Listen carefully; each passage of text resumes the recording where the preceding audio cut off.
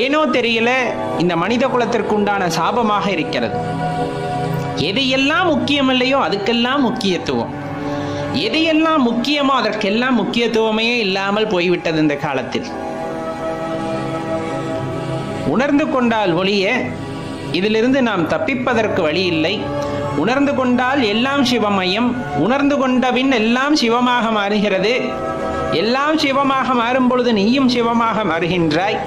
நீ சிவமாக ஆன பின்பு வேறென்ன வேண்டும்? சற்றே சிந்தித்து பார்க்க வேண்டும் அல்லவா? இறைவனை அடைய வேண்டும், ஈசனுடைய நினைவிலே இருக்க வேண்டும், இந்த பிறவி என்கின்ற இந்த பிணியிலிருந்து விடுபட வேண்டும். இந்த மாதிரி எண்ணங்கள் எல்லாமே கண்டிப்பா எல்லாருக்குள்ளும் இருக்கும். ஆனா அந்த எண்ணம் வெளிப்படுவதுதான் இறைவனின் அருளால் அப்படிங்கிறத தெரிந்து கொள்ள வேண்டும்.